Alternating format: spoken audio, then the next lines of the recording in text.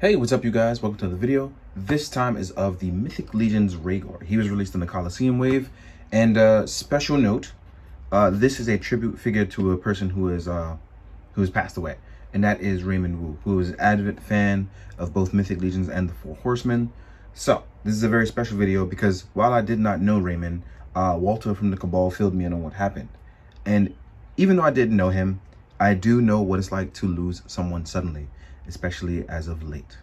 So this video is definitely hoping to make anyone feel better who has recently lost someone or lost someone who, it just was not their time, that you don't feel like it. So I do know what that's like, and I hope everyone is in high spirits. So hopefully this video, by the end of it, will lift your spirits with a helpful review and really cool photos at the end. So yeah, special thanks to Public Enema, aka my boy KJ, who helped me get this figure. And while I didn't know the story behind it, it definitely puts a special place in my heart with this figure. So yeah, on to the review. Gotta say, this guy looked cool. He's a Splinter Cell break-off from the House of Noble Bear, and he is his own little faction, but still in the House of Noble Bear. And what's really cool about him is that he's a former gladiator turned hero, and he's got the look. He definitely falls into the Barbarian Conan vibe for me, and I've always loved that kind of stuff. I got a real good thing for barbarians and the mythical stuff, and that's why I've been heavy back into Mythic Legions as of late.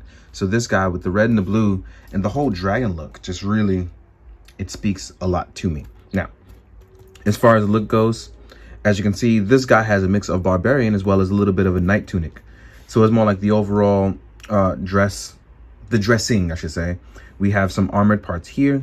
We have an armored helmet, but mostly it's more like it's a free-flowing look for him. And I really like the color contrast of what I'm going to call dragon blue with dark shades of blue, as well as red and gold. I really like the regal look.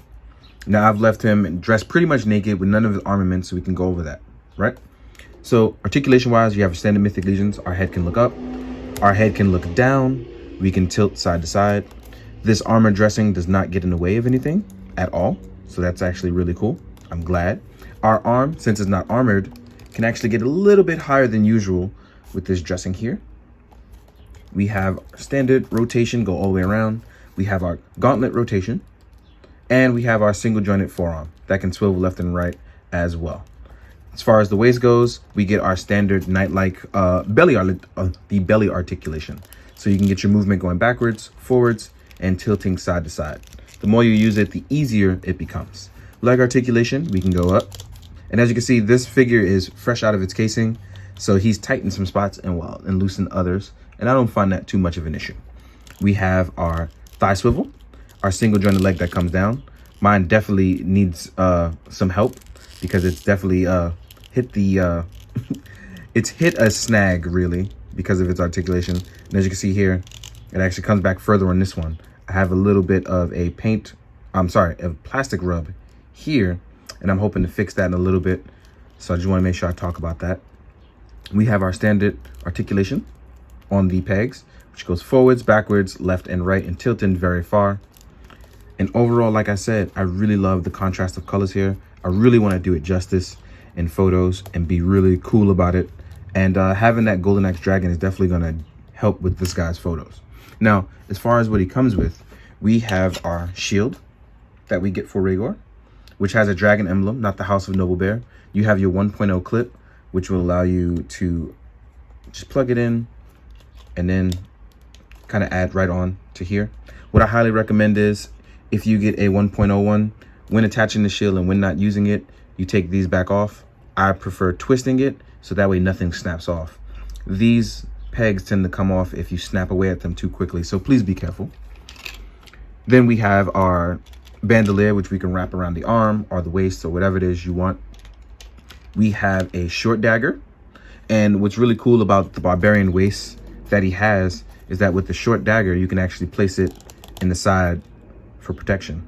I really have always enjoyed that, and I'm glad that is there. I like having that there. Then we have a long broadsword with a gold hilt. Really like the way this looks. It definitely pops off with the colors of the middle here and his belt area. Really like that. As far as the shoulder armor, we get two pauldrons. They're red knight roundish pauldrons. So we can just snap those on the back and really kind of help complete his look until we get to our horns. And that's when it's going to get really fun. So you can see him armored up. Looks like you've leveled up your D&D character. And like I said, his color contrast is so nice. Last but not least, he gets a set of either horns that you can attach. So you can actually see the horns here. You can actually rotate it this way. Let me actually raise this up just a tad bit because I want to make sure you guys can see this. You can actually have the horns raised up or reverse the sides where the horns come down. It's really your choice of how you want to do it. And you'll also get cool blue dragon fins.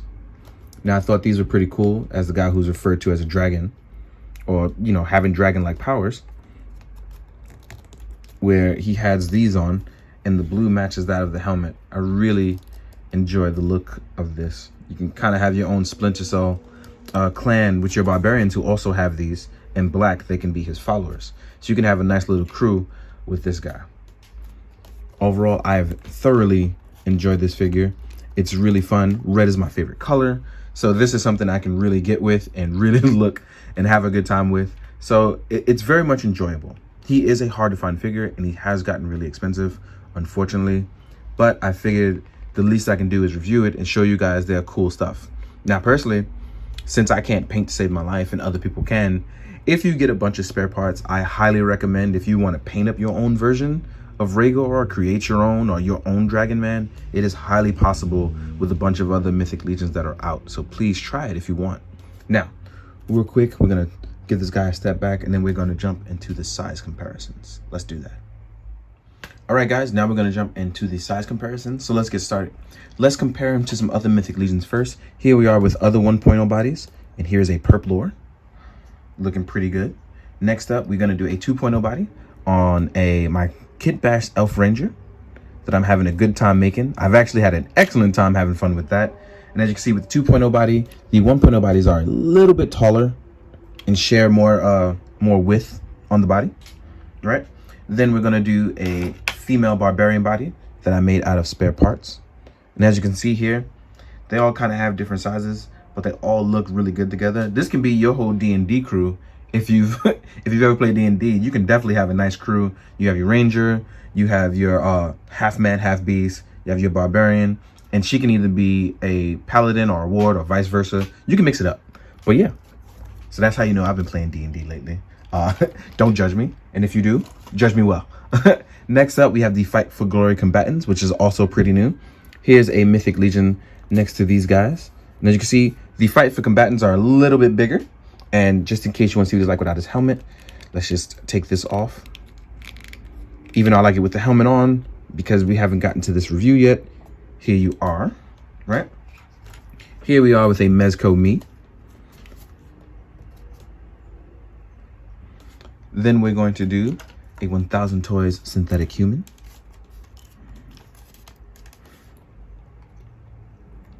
Right? Let's get you standing up. Then we're going to do a Mafex Shazam, because I just recently did Mafex, and since these guys are mythical, they can also be magical, which can kind of tie into Shazam if you want, right? So there's these guys. Let's take all my guys away and leave Raygorr here. Next up, we're going to do a 6-inch Marvel Legends Spider-Man. Then we're going to do an Articulated Icons Ninja. Last but not least, we're going to do an SH Figuarts Kamen Rider Kuga. And as always, Mythic Legions kind of towers over everybody else, but doesn't mean you can't have fun and mix and match, right? All in all, a great piece. I've thoroughly enjoyed this. The color scheme is fantastic for me, and I really love how they made this work. That's pretty much the reason why I've really been enjoying Legions as a whole lately. So it's been great. Now, again, guys, I hope this has been informative. I hope this has lifted your spirits. Shout out to everybody who has been striving to be good in the middle of all this going on. I really hope you guys are doing well. As always, please be good, do good, drink your water. Later.